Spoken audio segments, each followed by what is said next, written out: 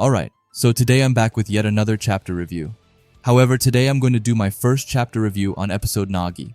Now, for those who are wondering what episode Nagi is, well, it's a spin-off manga about Nagi's life before Blue Lock, but also inside, so we can see everything from his perspective, which is pretty dope to be honest. Anyway, I will upload a couple of reviews, maybe 3, and just see how the videos perform. And if the feedback is positive, then I will continue making these episode Nagi chapter reviews. So if you want more of these, then be sure to subscribe, like, and also comment that you want the next part. Anyway, I think that's all I wanted to say. So with that out of the way, let's just get into the first chapter review of episode Nagi. Episode Nagi starts with Nagi being woken by the ringing of an alarm when he is deep in slumber. Rubbing his eyes and sitting up, Nagi surveys his room, then stands up and moves to his plant, Choki. With such prompt action, the spiky leaves poke his finger to wake him up as he says his good morning to them. Now, wide awake, he gets out of bed, retrieves his phone, and starts playing a game. As he enjoys the gameplay, he thinks about how much of an ordeal it has become to get up, but he still has to complete some of his everyday missions. Now it is time to go to school. His stomach rumbles. He is hungry but doesn't feel like eating. Drinking some water, he starts wondering why a human gets hungry. If they didn't, he would not have to eat. And if he didn't have to eat, he, therefore, wouldn't have to brush his teeth. Putting on his jacket, he laments that if it weren't for school, he could spend the whole day gaming. Life appears to be a weight on his shoulders. He says goodbye to his plant and exits the room, walking out onto the street to school. As he is strolling along, a car whizzes by and skids to a stop alongside him. A boy leans out of the car. It's Reo, a second-year student as well. Reo cheerfully tells Nagi to hop in, explaining that he came to pick him up. Nagi shrugs his shoulders at this and reminds Reo that he never asked him himself. Reo places a hand on Nagi's shoulder and reminds him of a promise to play soccer together. Nagi, slowly going back into his skull, hesitantly accepts the offer. Reo beams like a kid in candy and proclaims to him that his motto in life is to get everything he wants, proclaiming to Nagi that they are now officially partners. Then suddenly, a strange woman, Baya, who introduces herself as Rio's servant, bows and appeals for the service in whatever manner, leaving him speechless. In particular, he had to look at her long, witch-like nose. Sitting in the car, Nagi could not bring such a phenomenon to his mind. However, the mental suggestions are crossed by Reo as he asks him if he lives alone or not. Nagi explains he came to this prep school so that he could be given a good job and live a comfortable life in the future. Reo further presses, saying that he hears Nagi hates working and is effectively being driven out to fend for himself. Nagi nods in assent, explaining his ideal is to retire early and lead a slow-paced life of ease. Reo, saying maybe while it would take a guy working in some office until he's 100 years old to save enough for retirement, a stadium champion soccer player would earn billions of dollars a year. Nagi nods his head curiously, asking if that is indeed the case. Is that really right? Reo nods vigorously and starts humming a tune as he thinks of it. Nagi rolls his eyes and makes another face because, what a hassle, working with people, playing matches, even learning the rules. Reo is unmoved. He reassures him that everything will be well if he follows his lead. He raises his voice, excited, promising to win the World Cup together. Nagi, ever unwilling, concludes that it must be a tiring dream. Reo laughs again, saying from now on, Nagi will address him as boss. As they pull into school, Baya tells them that they arrived, and the minute they get out of the car, girls start swarming around Reo, whom they are also over the top excited to see in that early morning. One of them introduces herself and says she really had a great time at their study session the other day and wonders whether he's free for another one, but this time solely with her. But Reo, dismissing her, keeps his arm around Nagi, saying that he will be very busy playing soccer since we're going to tour the country and find a manager. The crowd is there staring at Nagi, confused, wondering who this new guy is and why Rio's so attached to him. Reo then tells Nagi that the first target is to win the nationals. Curious, Nagi asks Reo why he's so into soccer. Reo opens up and shares the story behind this dream of his. His family owns their own corporation, and his parents wish him to take over the company one day. He was given the best possible education and everything in life. Nagi, full of envy, comments that Reo must have had easy times having everything handed on a platter to him. But Reo sighs. That is why he resents all this and does not want to settle for a ready-made life. He wanted to carve his own path with his hands, and it was then that he discovered that he loved the World Cup. As Reo walks in his dream, Nagi silently tries to slip away unnoticed.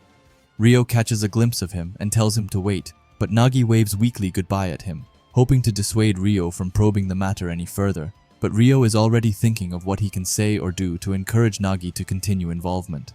Reo decides to investigate Nagi's life a bit, so he decides that his best bet is to ask others about Nagi. He goes to one boy and tells Reo that Nagi is called the 1,000 Years Netaro, since he slept through every class. A student quips that Nagi must be an odd one, and most likely spends all his time playing video games and probably has fewer friends than they do. One of the girls, however, whispered that she heard rumors that good things come when you are with him. Meanwhile, Reo keeps investigating Nagi, and also thanking the students for the insight.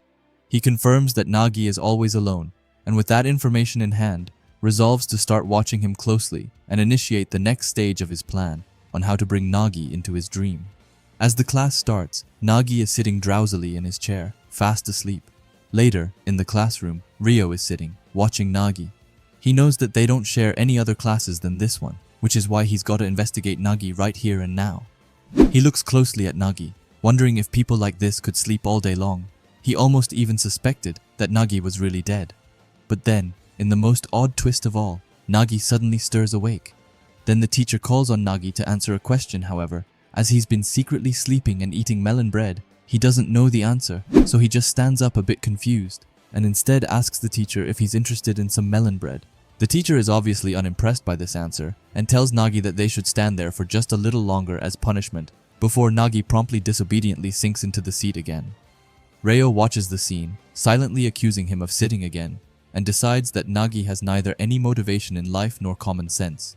His investigation is now over, and he only draws a puzzling conclusion. Nagi's moves are incomprehensible. Finally, with school well underway, Reo comes over to Nagi and invites him to play some soccer.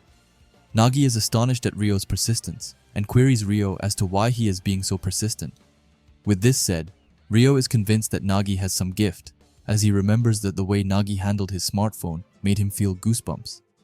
Confident that great things await Nagi, Reo confidently declares that they will become the best soccer players in the world. For Reo, this is destiny, and therefore should make Nagi proud that someone of his talent chose him. Nagi is irritated by Rio's optimism and believes him to be a nuisance. He asks if it is because Reo reads too much manga that he dreams too big. Reo shrugs off the comment and continues to say without any shame that Nagi should go with him. Nagi refuses to go, asking if there is even a soccer club at their school. Reo smiles knowingly, saying that such details have already been seen. He takes Nagi to the soccer club, where members truly warmly greet Reo. Nagi is surprised by this. Reo explains lightly that it's all about connections, and he made this happen by just using his network. One of the members boasts that if they are able to hold a nationwide tour, they are able to attend parties with idols. For one, in case they win, they can even go to Disneyland with an actress. Nagi now begins to realize that everything is because of the force of Rio's corporation. Reo calls the team on his way to them and tells them that they are presently top 8 in the regional qualifiers, but it's already near the end of their advance, and it's only important they should all try going for nationals with him and Nagi on board. The team responds with cheers of hope and determination. Suddenly, a club member rushes breathlessly into the room and excitedly declares that they have just received an application for a practice match. The team falls with the jaws dropped, asking who the challenger is. The member responds by saying that it is a famous team that regularly contests at the national level. This news will create waves of anxiety among the group, asking themselves how it comes that a school like Aomori Prefectural High School would come to challenge them. The answer, however, comes readily. It's all because of Reo. With that revelation, the club members are mumbling over it when Baya, the servant of Reo, enters the room to deliver a message from Rio's father. The note declares that since Reo is his son, it only makes sense that he is destined to win. It is framed as a present aimed at assisting Reo in achieving his aim of becoming the soccer champion. Reo reads the note and sucks in air hungrily, fist clenched in frustration. He realizes that his father is trying to play a trick on him, forcing him to the corner so that he will surrender. Reo understands this gift as nothing but another attempt to control his destiny, only in order to make sure Reo bends at the will of his father. Still, Rio's resolve hardens. He knows the dream he has found in soccer and in the World Cup is the first treasure he's ever found alone, and he decides no one, not his father, will ever take that away from him. He says that he will make every effort to obtain it, but not only that, he is willing to bet everything he has on it. He takes Nagi by his shoulder and says that this is the debut match of their dreams, and with fiery eyes, he looks into Nagi's eyes as he asks Nagi to grant him his talent. Nagi is a bit taken off guard because he points out how Reo grabbing his shoulder hurts, but for some reason he refuses to let go. Anyway, after that, we fast forward a bit as we go to the day of the practice match, where the players suddenly hear the door open up, and then right in there, a furious squad sent by Aomori Soccer Club came walking onto the pitch. One player called Nagi Reo asked their coach why they were being forced to play against these weaklings, but he just told him that it was adult stuff and that last night was incredible. His assistant quickly notes that he definitely was bought off. Ryo is a bit angry that they are being forced to go along with the hobbies of the rich, but he still walks over to Ryo, determined as he tells him right to his face that he will shatter this naive rich kid's fantasies into tiny pieces in no time. And then out of nowhere he says, "Nice to meet you to Ryo." However, Ryo just tells them to shut up. He starts tying his hair back and says that they are the naive ones and calls them soccer meatheads. He continues and tells them not to talk about him at their insignificant caliber, which really gets them upset. But Ryo doesn't stop there as he tells them that they still have no clue who the real genius is. After that, everyone from Aomori starts to laugh at Ryo. Ryo, while laughing, asks if Ryo is referring to himself, saying that it's funny hearing this greenhouse-bred kid speak with that spoon-fed self-confidence, and also saying that he has decided that he will crush Ryo with everything that he's got. Ryo just coldly tells him to try it, but also reminds him that the genius he was talking about wasn't Ryo himself, but that it's all of them. Ryo just chuckles as he says, whatever. After that, the referee tells everyone to get onto the practice field as the match is just about to start, which it does as Aomori gets the kickoff. Ryo starts right away to try and break down their team as he says that the opposing team's style has already been analyzed. Their basic tactic is to get the ball to their striker, Captain Namioka, and use his steel body, unlike any other high school students, in a power duel style to dominate the field, and because of that, they know that they can't stop him one-on-one, so they will instead make a triangle formation to cover his dribbling course. As Ryo sees this, he just laughs and says that Ryo's team plays using their numbers, and as he's trying to keep away another player from the ball, he says that Aomori isn't so naive and that they won't be torn down that easily. And he says that as he passes the ball over to his teammate, who traps it flawlessly, Ryo's team wasn't ready for this, and they start to panic as Aomori just keeps advancing with their passes, as Aomori has successfully broken their triangle strategy. The passes just keep on flooding them, and they say that they can't keep up with Aomori's press. Ryo just starts to laugh again, and tells everyone that they are all a bunch of nobodies, just like their sheltered school, and tells them that it was naive of them to think that they could beat them with just a single strategy. But just as the pass is heading back to Ryo, that's when Ryo sweeps in between them and steals away the ball. He looks Ryo straight into his eyes and says that it's going just as planned. Ryo can't believe it and is in shock, but Ryo continues and says that honestly, it'd be kind of a pain to get past Ryo alone and that it's easier to make use of others for that. Ryo, still in disbelief, wonders if this was what Ryo aimed for the entire time, saying that he assumed the strategy he taught his teammates would be read and then himself cut the pass that came to Ryo. Ryo then actually admits that Ryo is a better player than he gave him credit for and that he didn't believe Ryo to be such a great strategist. But after that, Ryo finally announces to everyone that it's their time to shine as he tells everyone to go.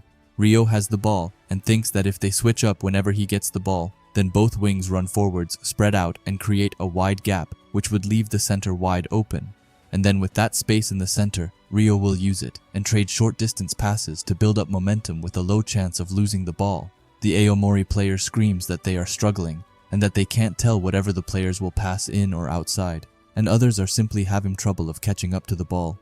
Ryo can't believe this, and asks what they are doing while calling them idiots, and tells them to sandwich Ryo, which is exactly what they try to do. However, I don't know how Ryo manages to do this, but he just completely destroys both of them and even nutmegs. One of them, like this roulette turn, was so incredibly smooth. Ryo's plays leave the Aomori players in shock, especially Ryo, who says that Ryo's is much more than just a defender, as both his dribbles and his game making are first class, which makes Ryo wonder if Ryo is a genius or something. However, he can't let that happen as he tells everyone that they need to get him even if they die in the process. And then we see 3 players of Aomori going to try and stop Ryo, which will be really tough to get behind. However, before we see what actually happens, we get into a quick flashback. Ryo and Nagi have just finished their training, but Ryo tells Nagi to listen carefully, as he has one more rule to tell him. He looks at Nagi and tells him that he needs to be somewhere he can score goals from and wait for Ryo to pass there. Nagi is a bit confused and asks if football isn't a game you play with 11 players, and asks if it's really okay for them to do something so self-centered. Reo cuts him off before he can finish and ensures him that it's fine, as he is going to prove to the world that Nagi is the best there is. So all Nagi has to do is play football while trusting only in Reo. And then we get back into the game, where we see Reo getting almost shut down by 3 players. But we also see Nagi on the right side as he sprints up. They make eye contact, and Reo calls him a good boy, while Nagi just calls him boss.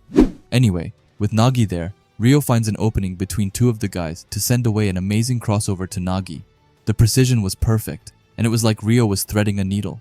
Anyway, Reo looks at Nagi with excitement as he tells him to go genius. However, just then, someone else enters the picture again, and it's none other than Reo, who bashes into Nagi and tells him that he won't let it happen.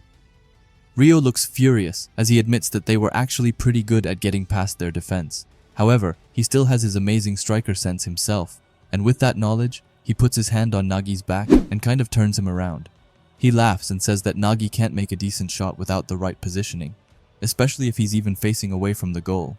He continues and says that it's such a waste of a pass from the genius Reo, and that it's too bad that Nagi couldn't keep up with his trained body. But inside Nagi's mind, he is confused as he doesn't understand what Reo is talking about, as he jumps up and with his left leg traps the ball right in the air, basically making a scorpion trap, which is just wild. But if you thought that it was everything, then you are in for a treat as he takes his other foot and leaps with it into the air to the spin around to meet the ball, and making an insane roulette volley, which for your very first game is out of this world. Anyway, Nagi's shot goes into the goal with no questions asked, as the goalkeeper is unable to do anything against it, and with that, they score the first goal, and everyone from their team storms into the pitch to celebrate with the 2 geniuses. Reo jumps up on Nagi's shoulders as someone calls them a pair of abnormal monsters. Anyway, we then get this very cute panel with Reo having a big smile while scratching Nagi's hair. However, if we look a bit closer in between some of the players, we can see a familiar face, and it's none other than Nagi And Reo, who's making a phone call. She says that she came to observe the match for Aomori, but on the opposing team, she found an extraordinary pair. She says that one of them has the dexterity to go above the average in every role, which of course is Reo, and then one with superhuman trapping ability and an incredible shot, which of course was Nagi. She then tells Ego that she really wants to invite these 2 to the Blue Lock project, as the text then says that this is the genius Nagi Seishiro and his story, which he does not know about yet, of earning himself an ego. And then we see the last panel of Reo and Nagi, where Reo with big glowing eyes tells Nagi that they will become the top of the world together, but Nagi secretly just thinks to himself how much of a pain this is, the usual Nagi, you know. But wow, I must say that I was really excited to read this chapter, just because of how different it felt to see everything from Nagi's point of view, and as this is only the first chapter, I can imagine that it will become a lot more crazier. So if you feel the same thing and want to see more of this spin-off series, you know what you have to do, like, subscribe, and of course, leave a comment. Anyway, if you like Blue Lock and videos like this, then I would highly suggest you subscribe to this channel, and while you are at it, leave a comment and a like, as it helps out with the algorithm a ton. And if you are curious to see another video of mine, then please watch the video that will be popping up on the screen now. Anyway, thanks for watching and have a great day. Bye.